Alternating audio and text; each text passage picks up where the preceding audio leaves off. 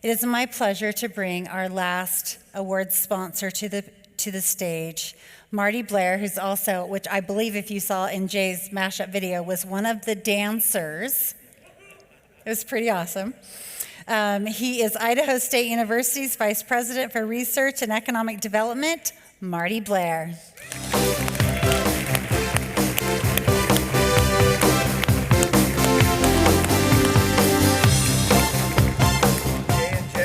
For you.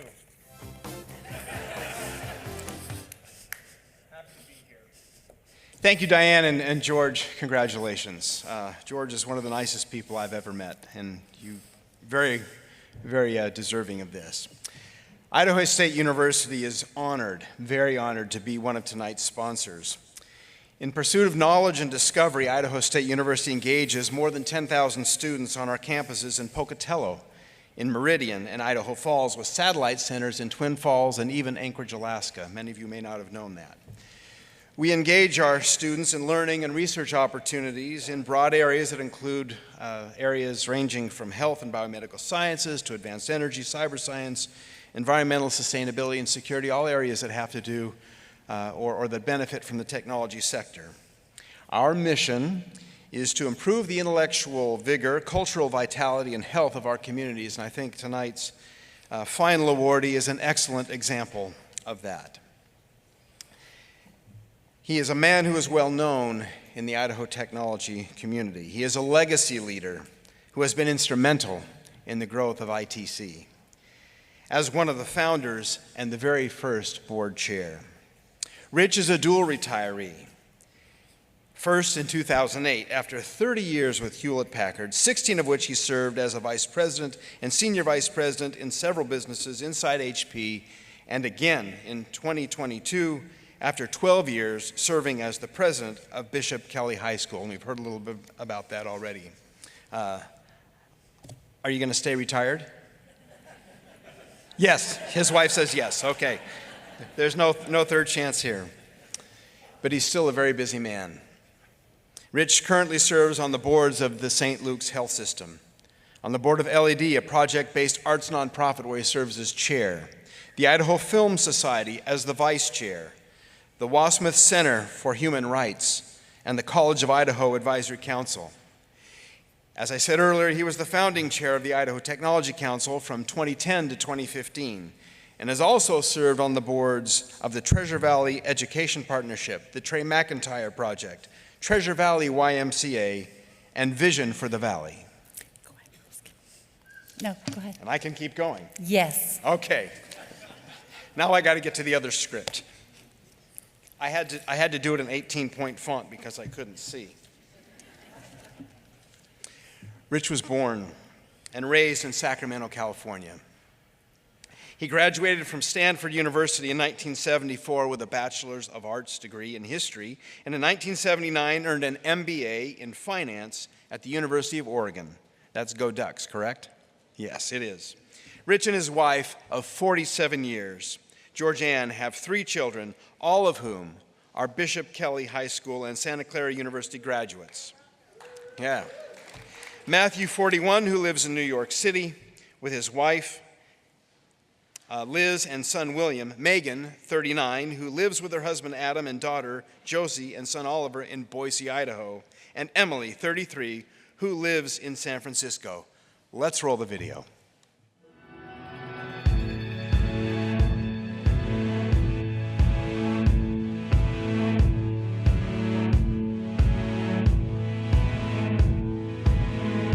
Web developer and entrepreneur Matt Mullenweg once said that technology is best when it brings people together. Here in Idaho, there is no one who embodies this ideal more than Rich Raimondi. Rich began his career at Hewlett-Packard, which is what brought him and his family to Idaho. During his 30-year tenure at HP, he became known for his remarkable leadership skills as he led several different divisions as vice president and senior vice president. Well, Rich came into Boise in 1979, along with all the talented people that Hewlett-Packard brought to Boise.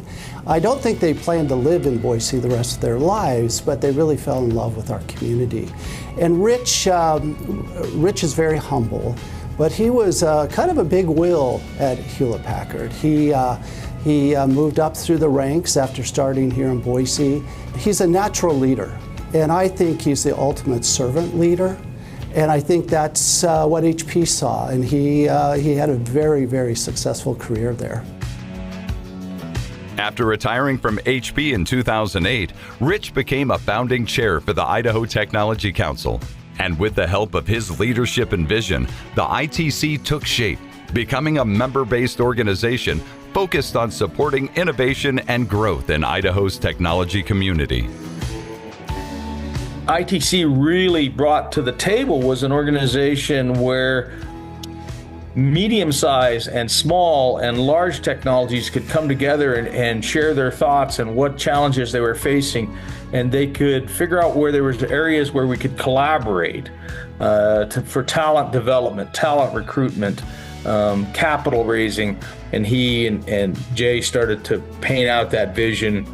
It's one of the areas I started to be able to use Rich as a mentor, and that wasn't available to me prior to ITC. So ITC really stepped in and started to create a fabric that I believe is the technology community in the state of Idaho today. With the ITC up and running, Rich decided that it was time to take on a new challenge. He came out of his first retirement in 2010 to become the president of Bishop Kelly High School, the same high school where all three of his children graduated.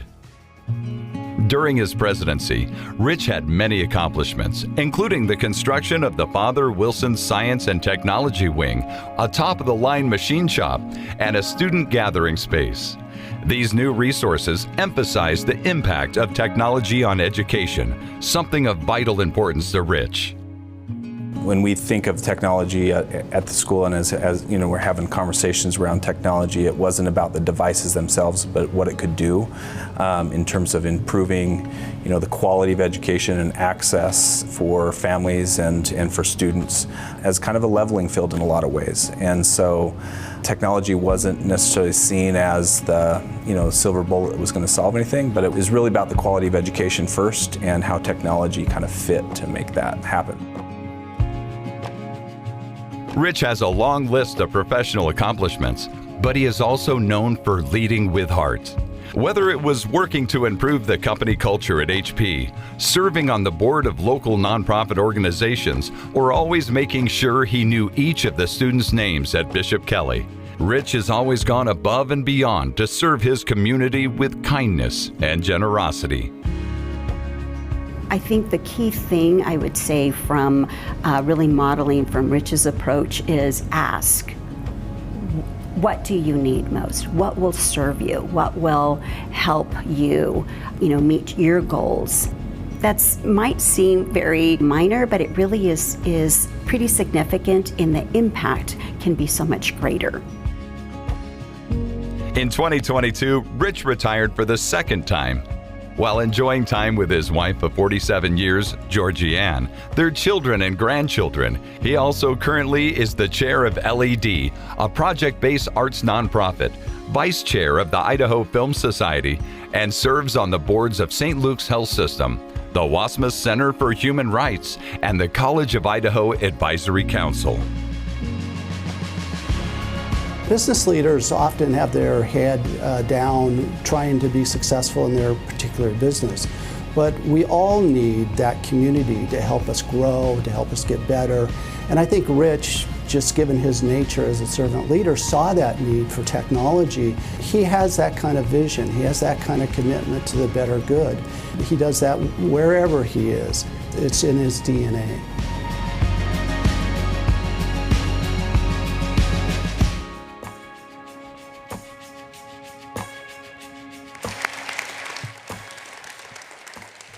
Ladies and gentlemen, it is my pleasure to introduce to you, with his shirt on, another one of the kindest people I've ever met, 2024 ITC Hall of Fame inductee, Rich Raimondi. Hey now, you're an all-star.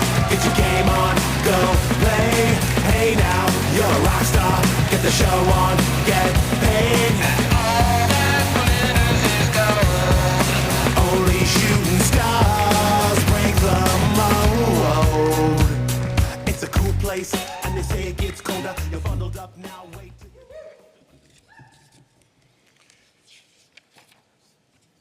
Well, thank you, Diane, and members of the ITC who selected me for this honor. And a special thank you to my wife, Georgianne, and my family who supported me throughout the 30 years at HP and the 12 years at Bishop Kelly. And no, the mustache is not coming back, although I think about it at times. It'd be a little lighter, I think, if it there. I'm very humbled and honored to be included alongside the past awardees, as you saw scrolling across the screen at the beginning of this event. Starting with the first honorees in 2010, HP legends and role models for me and so many others, Ray Smellick and Dick Hackborn. And congratulations to George for his induction, an honor he richly deserves. George is just one of the best leaders, managers, and friends and colleagues you could ever ask for. So George, congratulations again to you. Being the last speaker of the night, and you'll probably want to get your car before another hour turns over in the parking garage, but I'll keep my remarks brief. But having been the founding chair of the Idaho Technology Council and a history major, I think it's important for us to look back and reflect on the state of the tech industry in 2010 following the Great Recession. Might be hard for some of us to remember. In fact, I think most of you were born in that time, but you might not have been in the business world 15 years ago. But those were tough times for Idaho and for the country and for the tech industry. The Great Recession hit Idaho and the nation hard. HP and Micron were laying off thousands of people. HP, really the first mass layoff HP had had in its probably 60 years of history at the time.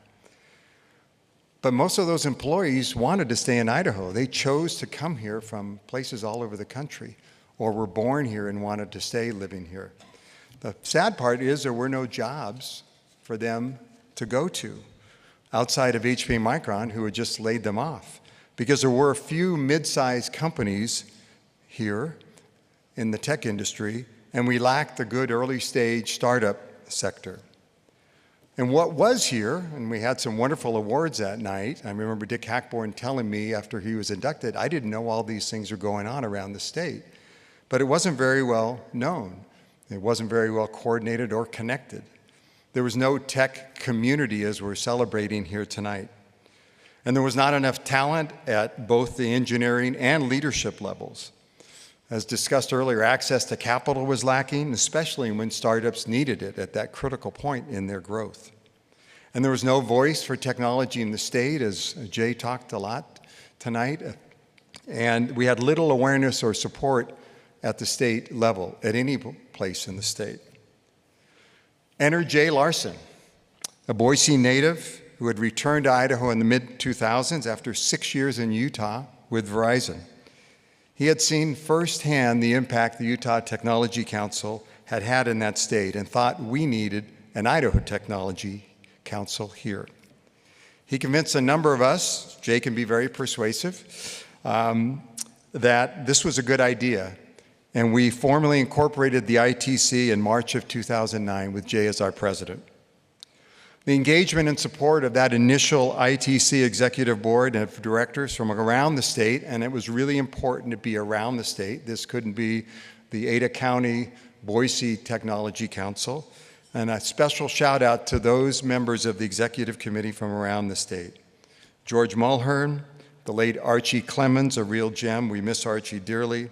Doug Sayer, Mike Reynoldson, Haven Baker, Kelly Anderson, Peter Midgley, Doug Jones, Bob Locken, Pete Gombert, Vaughn Hansen, who you heard from earlier tonight, was the third chair of the council, Scott Perrin, Brady Panatopoulos, Mark Solon, Rich Stuppy, John Grossenbacher, and Steve Meyer. In addition, thank you to the 27 trustees who we met with quarterly who also served and provided guidance. And finally, to David Spann, who Jay did a shout out to. David, Jay, and I traveled the state talking to tech companies and universities and different people around the state who are interested in this in this industry, and we really wanted to know what was lacking. All these people that I mentioned, the executive directors, the board of trustees, people like David, gave of their time and talent because they loved this state and cared deeply about the people and the economy here. There were two key things we did to kickstart our efforts. The first was to bring the industry together, like this evening. We established the ITC Hall of Fame and integrated the Stoll-Reeves Innovation Awards into one evening in October of 2010, 15 years ago. Our goal was to celebrate, inspire, and showcase some of the amazing companies, innovators, educators, and iconic Idahoans who have impacted our state and the world. The second thing we took on was to meet quarterly with Governor Otter. Some ITC board members and the media were skeptical about what he and others could do to help, since they did not seem to get tech. I remember at our first launch of the ITC to the media, Governor Otter made some remarks, and he talked about that he still used an abacus, and you could see the roll of the eyes of the people on the board.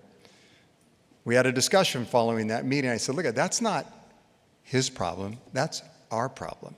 This is not the world he comes from. It's up to us to educate him and tell him what we need. So we met quarterly with Governor Otter. We brought leaders from various companies around the state to each meeting, had them talk about what they were doing, and we talked about what we needed at the state level from the governor, from the legislature, from the state board, to help this industry that we knew was critical to the future of Idaho to grow and thrive. Wow, what has happened over the last 15 years is amazing from that humble beginning and those challenges that we faced. ITC, under the leadership of Jay for 14 years, I think Jay deserves another special shout out tonight. And now in ample hands and great leadership from Diane, who I think will take it to the next level.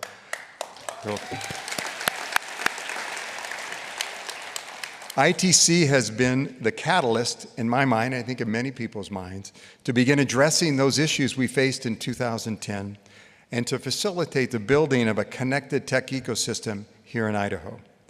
And thanks to the efforts of those early pioneers I mentioned and all those who have served over the last 15 years in the Technology Council and other places around Idaho, we now have a thriving tech industry in Idaho. Here are some of the incredible things that have happened over the last 15 years, and I'm just going to hit a couple highlights. We talked a lot about talent and the lack of talent. How do we help people grow if we can't grow it here or we can't convince people to move here? One of the shining examples, and we have one of the leaders here tonight with us, was Boise State University. In 2011, Boise State was graduating 27 computer science graduates a year, right, Amit? Yeah? No doctoral program, a couple masters, and a couple undergraduate. We needed over 100 at that time. What has happened since then, this past year, and the 13 years from the 11 to 2024, they've graduated 138 graduates, over a 500% increase in 12 doctoral students. So thank you, Boise State University, for filling that important talent need. The other thing they've done is the research expenditures are 40 times greater than they were at that year. So not only are they graduating students, that they're cutting edge of a lot of wonderful things that are happening in this state and around the country and quite frankly around the world. So thank you to Amit Jain, who's here tonight, and Tim Anderson for their leadership in this transformation. The other area of talent was experienced entrepreneurs, leaders, and companies who are now here from that time 15 years ago. We've both grown them here from homegrown ones, and we've had many who've moved here, especially during the pandemic, because we have a stable environment, our quality of life and relative affordability is great, and access to capital have all played big roles in that. It's also been really helpful to have Trailhead, we talked about earlier, venture colleges, our universities, and the ITC have really contributed to the growth of experienced entrepreneurs and companies. Speaking of access to capital, we now have at least 5 venture capital firms based here. Firms like Stage.0, Capital 11, Trolley House, Sage Capital, and Alturas Capital. In 2010, Highway 12 with George and Phil and Mark Solon were the only venture capital firm, and you were, what, 12 months into it when we formed the ITC. So what a remarkable transformation that has been. And they're here because there's talent and companies and entrepreneurs who are doing great things. One example is the 50-day initiative that the ITC launched in 2021. Since that time, 12 companies have raised a combined total of $170 million in Series A capital. It's amazing. I agree. The other thing that was lacking in 2010 was the number of mid-sized companies, mentioned a couple times tonight. Wow, what a change in 15 years. You look at the number and quality of mid-sized companies that have come together because of that talent, access to capital, leadership, all the things we've been talking about tonight. Companies like Cradlepoint, Count, Clearwater Analytics, Power Engineers, Quest Aircraft, VisitPay, T-Sheets, and now Intuit, Truckstop.com, White Cloud, ProClarity, MarkMonitor, InTime Tech, Bodybuilding.com, MWI Animal Health, and many more I'm sure I'm forgetting tonight.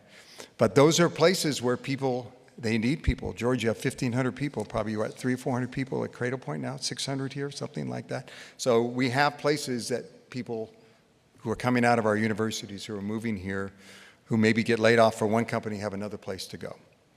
And finally, talk about the tech community.